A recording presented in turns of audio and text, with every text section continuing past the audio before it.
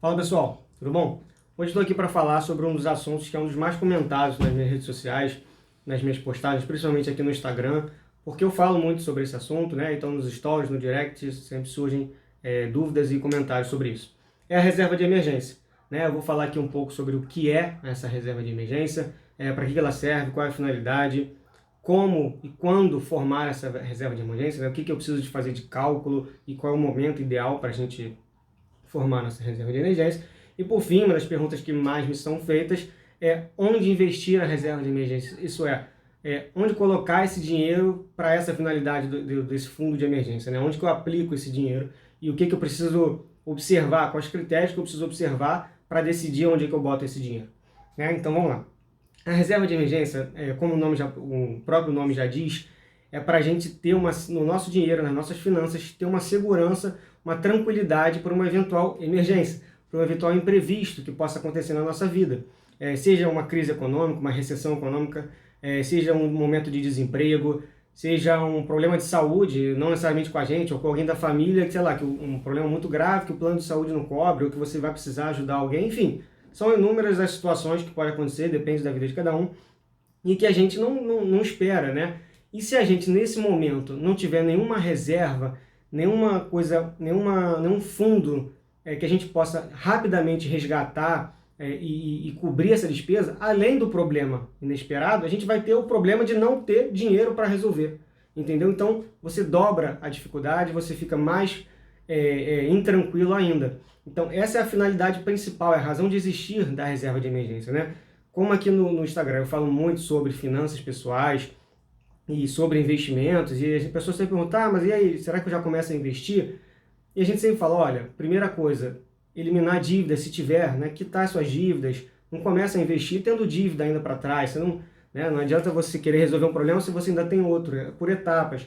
Segunda coisa, já formou sua reserva de emergência? Isso você já tem um colchão de segurança para se acontece alguma coisa inesperada na sua vida, a gente nunca sabe, por mais que a gente seja empregado, seletista ou funcionário público, ou um autônomo, a gente nunca sabe quando vai acontecer alguma coisa que a gente vai ficar impossibilitado de trabalhar, né? E você tendo essa reserva de resguardo, você fica mais tranquilo para buscar uma solução, para buscar uma recolocação no mercado, para buscar levantar o seu negócio novamente, enfim, são várias possibilidades.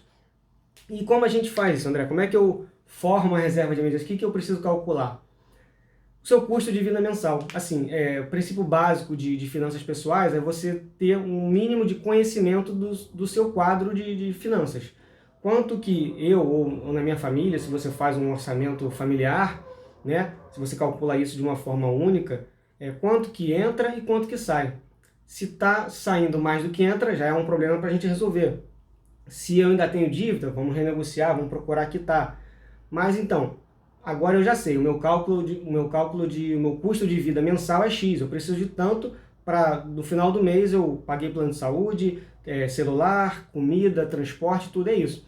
Então você pega esse valor, esse custo de vida mensal, pode ser uma média, se você não é um assalariado, que tem aquele valor fixo certinho, multiplica por pelo menos 6 vezes, né? De 6 a 12 meses, pelo menos, isso aí depende do perfil de cada um, do perfil de estabilidade profissional e de cada um.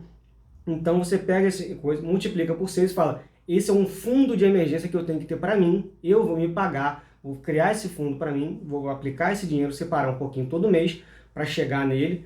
Por quê? Porque para quando eu precisar, se numa eventualidade eu tiver um problema, todos esses que eu já mencionei, eu estou resguardado, eu estou mais tranquilo, então eu vou deitar mais tranquilo minha cabeça no travesseiro, sabendo que eu vou passar por esse momento, por essa fase, com aquele resguardo, entendeu?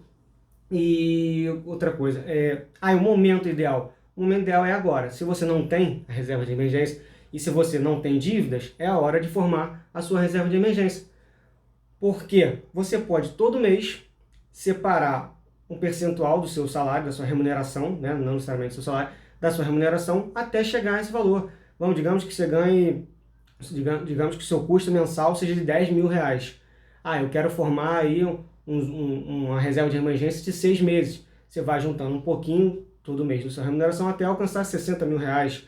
O meu custo mensal é de 3 mil reais por mês. 3 vezes 6, 18 mil. Ou um período maior. Quero ter 10 meses de fundo de emergência. vai todo mês retirando uma quantia, você poupa uma quantia do que você recebe até alcançar 30 mil reais, entendeu? E o segredo que quando eu comecei a estudar sobre isso, muita gente fala, mas pague-se primeiro. Antes de pagar todas as outras contas, você separe esse valor, pague a você mesmo, porque senão você vai deixar para só depois o que sobrar e você vai acabar gastando com outras coisas. Mas uma coisa que sempre me vinha na cabeça, mas espera aí, como é que eu vou me pagar primeiro sem saber se no final eu vou ter dinheiro para pagar as outras contas que vão chegar? Por isso que é a importância do que eu falei lá no começo do vídeo, da gente conhecer o nosso orçamento. Então, a partir do momento que você já conhece o que entra e o que sai, você já sabe que aquela parte que você está tirando ali não vai fazer falta para o restante. Então, aí sim é válido o pague-se primeiro. Então, todo mês recebeu algum valor, já separa 10% que seja da sua remuneração para o seu fundo de emergência. Você está pagando para ter tranquilidade lá na frente, você está separando aquele valor, entendeu?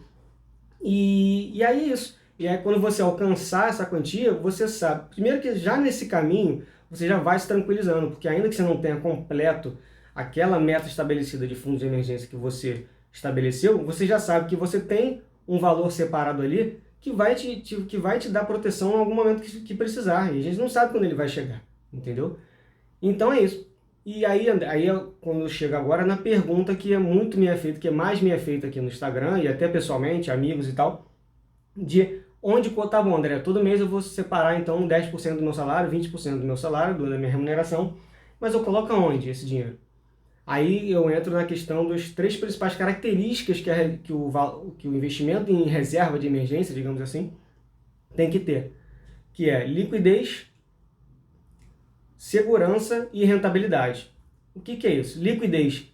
Como é uma reserva de emergência, um fundo de emergência para um caso que você não sabe quando vai acontecer, você tem que ter a possibilidade de resgatar isso o mais rápido possível. Né? Você tem seu dinheiro que tem que estar disponível para você na hora que você precisar.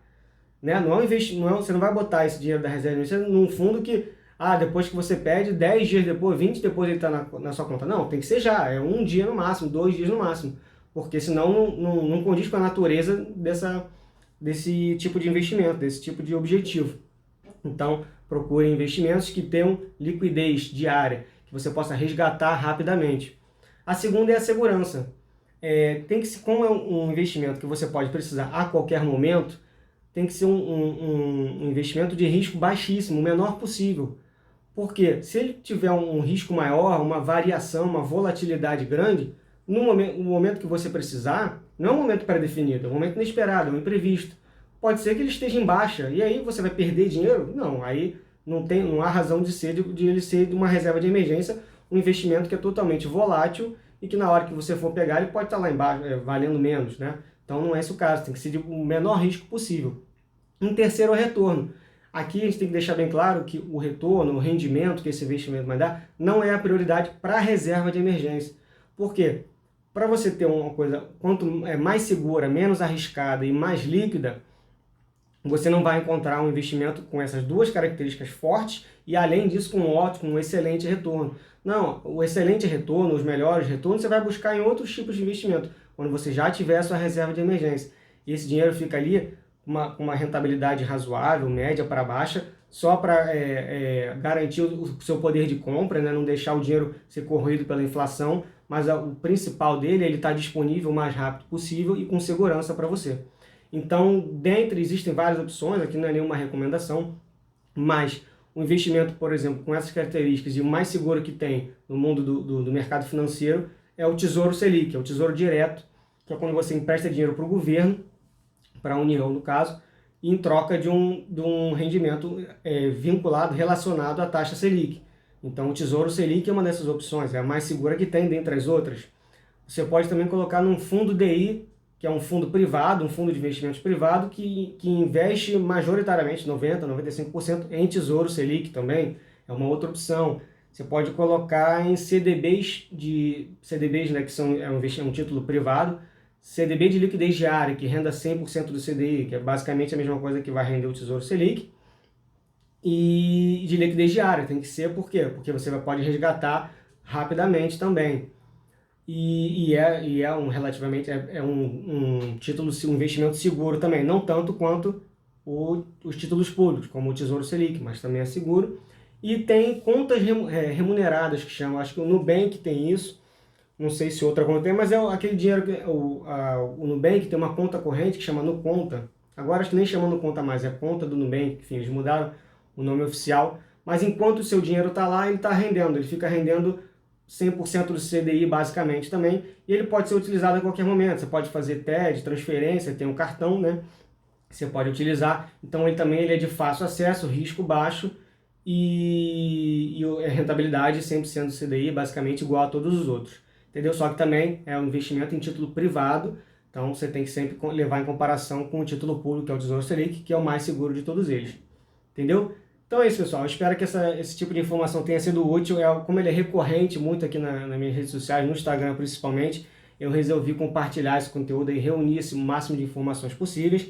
Espero que vocês tenham gostado. Se gostou e acha que mais alguém pode se interessar, compartilha com os amigos. E se tiver dúvida, se ainda ficou dúvida dentro do que eu falei, você quer saber mais, se aprofundar, ou tem dicas de outras informações que vocês querem saber, outros temas que vocês querem que eu fale aqui no IG, é só comentar e mandar aí nos comentários, mandar no direct, e a gente se vê por aí. Falou? Um abraço, tchau, tchau.